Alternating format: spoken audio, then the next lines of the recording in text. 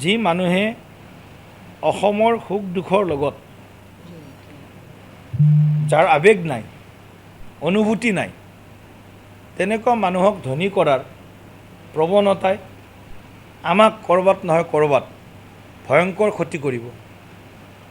গতিকে তেনেকুৱা মানুহ যিবিলাক যাক আমি অসামাজিক বুলি ক'ব পাৰোঁ, অৰাষ্ট্ৰীয়তাবাদী বুলি ক'ব পাৰোঁ, তেনেকুৱা ব্যক্তিক যাতে ভৱিষ্যতৰ দিনত ঠিকা টুকুলি নিদিয়ে তাৰ কাৰণে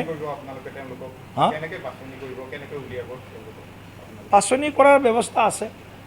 কাৰণ আমাৰ বহুত মানুহে এতিয়াতো চৰকাৰী প্ৰচিডিউৰততো কোনোবাই টেণ্ডাৰ কৰিব, সেইটো বেলেগ কথা, কিন্তু আমাৰ কিছুমান এনেকুৱা ধৰণৰ অভিজ্ঞতা হয়তো মুখ্যমন্ত্ৰী ডাঙৰীয়াই পাইছে আগৰ সময়ত, যে এই কামবিলাকৰ জৰিয়তে তেওঁলোকে আমাক ক'ৰবাত নহয় ক'ৰবাত ক্ষতি কৰে।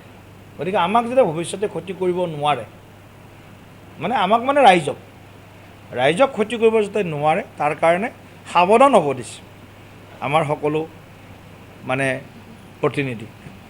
চাওক, এতিয়া ধৰ্ম বুলি কথা অহা নাই আৰু যিবিলাকে আমাক, যিসকলে সমাজখনক ক্ষতি কৰে, আমাৰ ৰাজ্যখনক ক্ষতি কৰে, যিসকলে সদায় আমাৰ বিৰুদ্ধে অৱস্থান কৰে, যিসকলে ৰাজ্যখনক অস্থিৰ কৰিব বিচাৰে, যিসকলে আমাৰ সংস্কৃতি, আমাৰ পৰম্পৰাৰ বিৰুদ্ধাচৰণ কৰে, স্বাভাৱিকতে তেওঁলোকৰ বিৰুদ্ধেও আমি অৱস্থান লোৱাটো সময়ৰ আহ্বান।